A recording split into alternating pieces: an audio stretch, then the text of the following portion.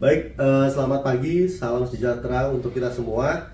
Yang terhormat Ibu Yulia Arisnani Widyaningsih, MBA PhD selaku dosen pembimbing, dan Bapak Ibu dosen penguji.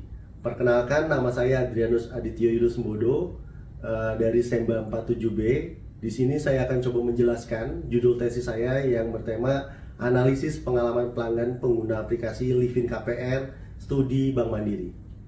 Yang menjadi latar belakang penelitian saya itu ada 3. Yang pertama, pangsa pasar KPR cukup menantang, di mana Bank Mandiri saat ini berada di posisi ketiga, selisih 0,25% dari Bank BNI.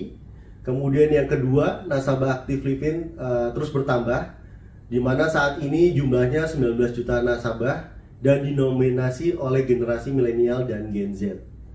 Selanjutnya, pencairan Livin KPR ternyata setelah implementasi itu cukup rendah, di mana hanya menyumbangkan 0,5% dari total pencairan KPR di Bank Mandiri. Dari latar belakang yang telah saya sampaikan tadi, saya rumuskan masalah menjadi 2. Yang pertama, persaingan pangsa pasar KPR cukup ketat, dan yang kedua, penetrasi Livin KPR yang masih rendah. Dari 2 rumusan masalah tersebut, diambillah judul topik penelitian saya dengan judul Analisis Pengalaman Pelanggan Pengguna Aplikasi Livin KPR di Bank Mandiri. Kemudian untuk pertanyaan penelitian yang saya coba gali dalam penelitian ini ada 3. Yang pertama, faktor-faktor apa saja yang mempengaruhi penggunaan Livin KPR. Kemudian bagaimana pengalaman nasabah selama menggunakan ataupun implementasi Livin KPR selama ini. Dan yang terakhir, strategi pelayanannya itu seperti apa untuk perbaikan ke depannya. Dan untuk menjawab pertanyaan penelitian tadi, tujuan penelitiannya ada 3. Yang pertama tadi, identifikasi faktor-faktor yang mempengaruhi penggunaan Livin KPR, kemudian mengevaluasi layanan, dan yang terakhir adalah strategi perbaikan yang bisa digunakan oleh Bank Mandiri atau dilaksanakan oleh perusahaan Bank Mandiri. Untuk manfaat penelitiannya sendiri ada 2, manfaat akademis dan manfaat praktis, di mana manfaat akademis itu untuk harapannya dijadikan referensi bagi peneliti dalam merancang dan mengembangkan produk inovasi digital di perbankan. Kemudian manfaat praktisnya adalah untuk memberikan kontribusi dalam mengidentifikasi faktor-faktor yang dipertimbangkan konsumen dalam memanfaatkan inovasi teknologi. Kemudian untuk landasan teorinya sendiri, saya menggunakan atau mengambil 4 teori. Yang pertama terkait pengalaman pelanggan yang saya ambil dari ISO 9241-210 tahun 2019, di mana di situ menjelaskan definisi dari pengalaman pengguna, dan saya tambahkan juga hasil penelitian terdahulu. Ada 3 resources artikel yang saya pakai. Yang pertama dari peneliti Windasari yang meneliti terkait pengalaman penggunaan digital banking untuk Gen Y dan Gen Z, didapatkan 8 faktor sesuai yang ada di layar. Kemudian yang kedua, penelitian dari Wahyuningsih yang menggali atau meneliti keinginan penggunaan digital banking untuk bank syariah. Di situ juga terdapat 5 faktor yang mempengaruhi. Dan yang terakhir dari Devine di tahun 2023 yang melakukan penelitian apakah faktor-faktor apa saja yang mempengaruhi pelanggan memilih KPR ya. Di situ terdapat faktor suku bunga yang mempengaruhi pengajuan KPR. Kemudian teori yang kedua terkait perilaku konsumen, saya ambil dari buku Consumer Behavior dengan judul Building Marketing Strategy karya David Motherboard and Hawkins di tahun 2019, di mana yang mempengaruhi perilaku konsumen itu ada 2, faktor internal dan faktor eksternal dalam mempengaruhi pengalaman pelanggan. Terus kemudian teori yang ketiga, saya juga menggunakan empathy map untuk memahami apa yang dirasakan oleh pelanggan berdasarkan buku Game Storming yang berjudul Playbook for Innovator, Rule Breakers and Changemaker tahun 2010 yang dikembangkan oleh Dave Gray dari Explain di tahun 2017, di mana ada 7 aktivitas utama untuk peneliti memahami pelanggan. Itu ada, yang pertama ada who, kemudian kedua goal, ketiga see, yang keempat say, kelima do, keenam hear, dan yang ketujuh think and feel. Dan teori yang terakhir, yang keempat, saya menggunakan teori perjalanan pelanggan yang diambil dari artikel Lehman and Fairhoff di tahun 2016 bahwa ada 3 tahapan pengalaman pelanggan. Yang pertama tahapan pre-pembelian, tahapan pembelian, dan tahapan pasca pembelian. Nah, metode penelitian yang saya gunakan, yang pertama terkait desain penelitian sendiri, saya menggunakan pendekatan kualitatif eksploratory, di mana di situ saya menggunakan pendekatan tersebut berdasarkan Schindler tahun 2022.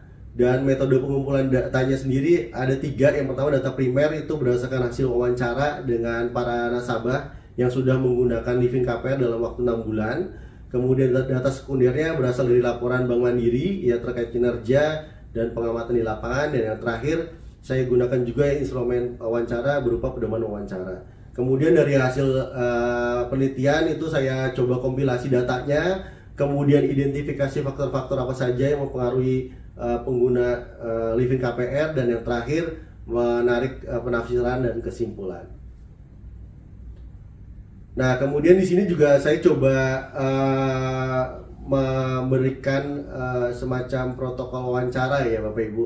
Ada 14 pertanyaan yang telah dirancang sebelumnya. Yang pertama terkait pertanyaan buka itu untuk mengetahui profiling si nasabah secara umum di depan gitu ya. Kemudian yang kedua bagaimana perjalanan pengalaman pelanggan. Di situ juga saya ingin menggali pengalaman dari pengguna Livin KPR selama menggunakan, apakah ada keluhan atau ada masukan gitu ya. Itu saya coba di poin B. Kemudian yang C itu saran dan rekomendasi pengguna. Kemudian juga untuk daftar narasumber saya menargetkan ada 10 nasabah Bank Mandiri yang sudah pernah menggunakan Livin KPR, dan ditambah dengan 4 pegawai Bank Mandiri yang terlibat dalam pemasaran Livin KPR untuk memvalidasi atau memberikan rekomendasi strategi perusahaan yang akan dijalankan. Selanjutnya next.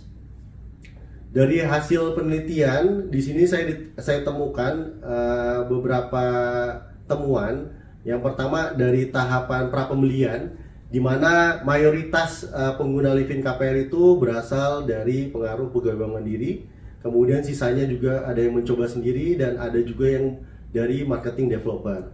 Terus yang kedua terkait pertimbangan penggunaan Livin KPR juga karena promo suku bunga dan reputasi bank.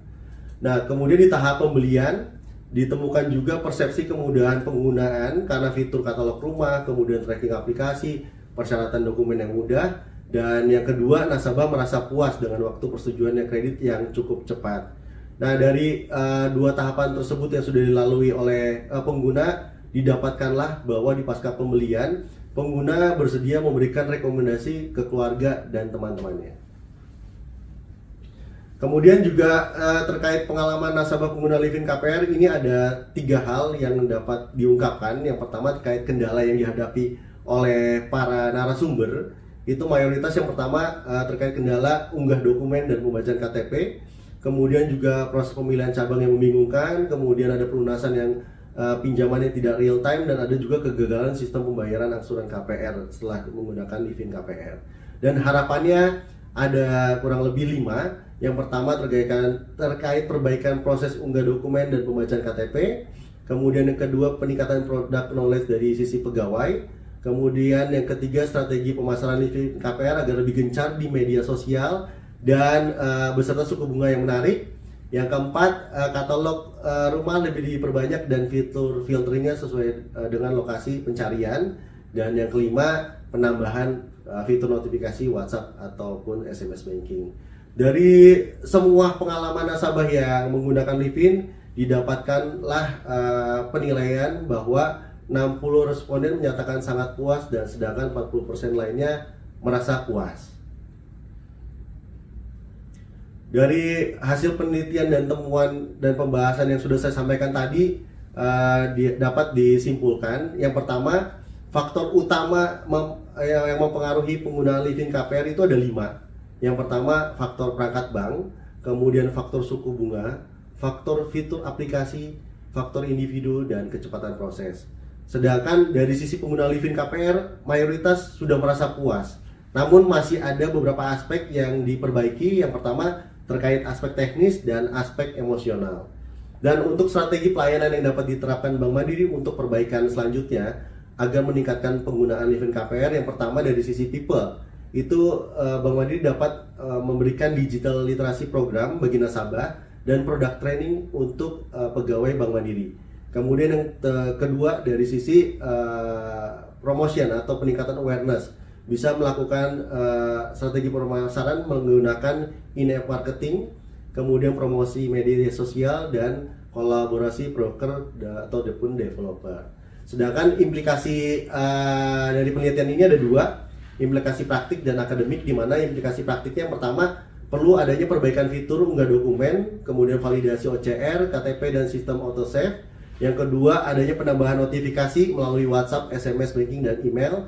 Yang terakhir adalah penyediaan atau pengembangan sistem secara real time yang berbasis empati untuk memenuhi kebutuhan emosional pengguna. Sedangkan dari sisi implikasi akademiknya sendiri, itu adalah memperkaya literatur tentang KPR digital di Indonesia. Nah, dari penelitian yang sudah saya sampaikan tadi, ada beberapa keterbatasan. Yang pertama, terkait jumlah narasumber, saya hanya mengambil 10 narasumber yang mewakili nasabah dan 4 narasumber pegawai Bank Mandiri. Yang kedua, penelitian hanya di wilayah Jabodetabek. Dan yang ketiga, narasumber mayoritas berasal dari yang sudah menggunakan Livin KPR karena adanya pendampingan petugas Bank Mandiri. Saran kedepannya untuk penelitian selanjutnya, yang pertama, narasumber lebih banyak mencakup seluruh wilayah cabang Bank Mandiri di Indonesia, dan yang terakhir adalah penelitian kedepannya dapat dilakukan secara kuantitatif. Demikian presentasi tesis dari saya. Terima kasih dan selamat pagi.